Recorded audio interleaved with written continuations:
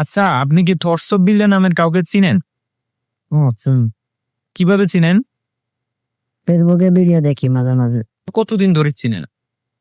আমি তার 2020 সাল থেকে তার ভিডিও দেখি, তখন সে কফি শপে চাকরি করতো, তখন থেকে তার ভিডিও দেখা। ভিডিও কি ইউটিউবে দেখছেন প্রথমে না ফেসবুকে? না, ফেসবুকে প্রথম দেখা হয়। আচ্ছা, তার মানে আপনি 2000 সাল থেকে এই পর্যন্ত তাকে চিনে আসছেন। আর 20 সাল থেকে। হ্যাঁ, অনেকেই কিন্তু চিনতে পেরেছে ওনাকে নিয়ে যখন নিউজ হয়েছে। না, আমি তার আগে থেকেই চিনি, তার ভিডিও দেখতাম। তখন তার প্রতি ওরকম ভালো করে সার্চ দিয়ে দেখা হয়নি, যখন মানুষ একটু বেশি তাকে নিয়ে ঘাটাঘাটি করতেছে বা অনুপ্রেরণা অনুপ্রেরণা বলতেছে, তখন একটু তার পেজে ঘুরলাম আর কি। আমি এর আগে আমার সামনে তার ভিডিও আসতো, দেখতাম একটু। কোন ধরনের ভিডিওগুলো প্রথম আসতো? প্রথম সে কফি শপে যে কফি বানানো শিখাতো, ওইগুলো প্রথম দেখছিলাম। পরে আর কি কিছু বাস্তবমুখী কথাবার্তা। আর সব থেকে বেশি ভালো লাগছে আমার 2024 সালে ছাত্র আন্দোলনে কয়েকটা ভয়েস দিছিল, ওই ভয়েস গুলো খুবই ভালো লাগছে। এমনিতে ওনাকে আপনার কেমন লাগে? ব্যক্তিগত লোকটাকে আমার অত পছন্দ না। আচ্ছা, মানে খারাপ লাগার কয়েকটি বিষয় বলুন, কেন খারাপ লাগে? ওনার ব্যবহারটা একটু অন্যরকম লাগে। ওনার গালি দেওয়ার স্টাইলটা একটু ভিন্ন রকম আর কি। আচ্ছা, ওনার গালিগুলো আপনি কি কোথাও কিভাবে জানলেন বা দেখলেন কিভাবে? হ্যাঁ, ওনার পাশের লোক কয়েকজনের সাথে এমন হয়েছিল, ওরা আমার ভিডিও দেখাইছে আর কি। আচ্ছা আচ্ছা, আপনি এমনিতে ওনাকে কি হেট করেন? না, ব্যক্তিগত লোকটাকে হয়তো অপছন্দ করলেও তার ভিডিও গুলো ভালো লাগে। আচ্ছা, ওনাকে কি ওনার কোন বিষয়গুলা ইমপ্রুভ করা প্রয়োজন, যেগুলো ইমপ্রুভ করলে তাকে সবাই ভালোবাসবে আরো? আমার মনে হয় তার একটু আচরণটা একটু আর একটু নম্র ভদ্র হওয়া উচিত, আর একটু কৌশলী ভাবে মানুষকে বোঝানো উচিত যে মানুষ যে তাকে এভাবে বিরক্ত করে এগুলা হ্যাঁ, ভিডিও আপনার ভিডিওতে ভিউজ বেশি, তার জন্য মানুষ আসবে, তার জন্য যে সবার সাথে খারাপ ব্যবহার করতে হবে এমন তো কোনো কথা নেই। আপনার মানুষকে একটু সুন্দরভাবে বিনয় ভাবে বললে জিনিসটা আর একটু ভালো হতো আর কি। তাহলে আপনি বলতে চাইছেন ওনাকে আর একটু কৌশলী হতে হবে, কৌশলের সাথে মানুষের মনে কষ্ট না দিয়ে বিষয়গুলো হ্যান্ডেল করার জন্য যে যে পদক্ষেপ নেওয়া সেগুলো নিতে। হ্যাঁ, আমি তার মতনই অনেকের সাথে আমার কথাবার্তা হয়তো, কিন্তু কারো এরকম আচরণ দেখি নাই তার যে এরকম দেখছিলাম আমি। আচ্ছা, উনি যে একবার একটা ভিডিওতে বলেছে যে একদিনের, মানে কেউ যদি ওনার সাথে দেখা করে ওনার কাছ থেকে কিছু শিখতে চায় একদিনের জন্য 10,000 টাকা নিবে, এই বিষয়টাকে আপনি কিভাবে মানে দেখেন? না, বিষয়টা হচ্ছে আপনার ভিডিও দিলে হয়তো আপনার পেজে ইনকাম ভালো, এটা ভালো সবাই জানি আমরা, কিন্তু আপনার কে একজন লোক 10,000 টাকা দিয়ে কোথাও নেওয়া সবার পক্ষে তো সম্ভব না।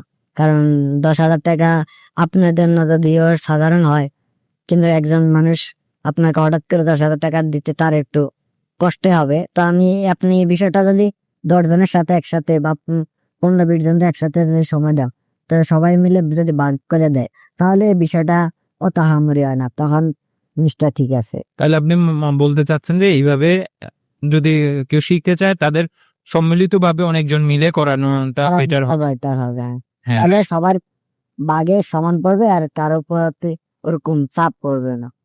হুম হুম, ঠিক বলেছেন।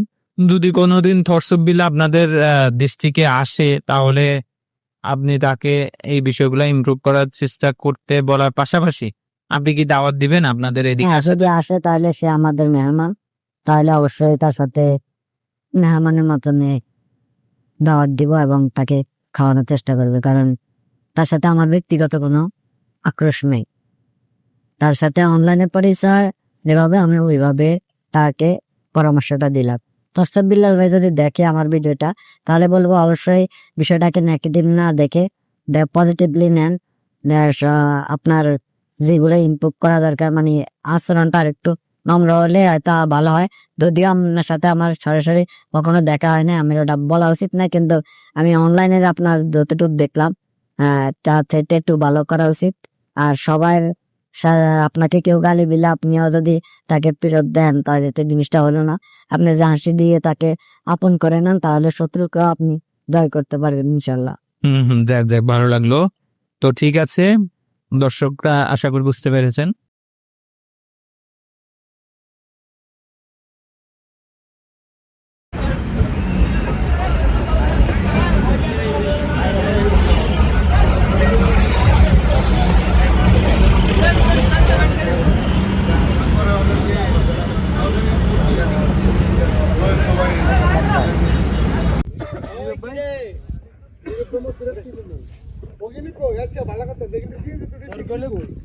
এখানে আপনার বাড়ি মাথার এই আপনার মাথার মিয়া আমরা তো মিয়া আমারে কি কথা ভালো হইছে আমি তো কই হতে থাকি না ভাই এই যে আমাদের বন্ধু আমরা তো ওতে কইতে যাইতে বলে নাম করতে টি-শার্ট ওতে বাপ বাড়িতে বন্ধু গাই কুপি দেবো আমরা তো দেই তিন দিন বয় ঘুমাইতে পারি না বলে আইছিনে এত চোখ দেই সব দে 3 দিন বলে ঘুমা যা উদিলা তো না উদিলা হলে হেডিকে দেখলে তো হেডও মরি এ আমগো ইয়া সবাই কি কিসে সর্বত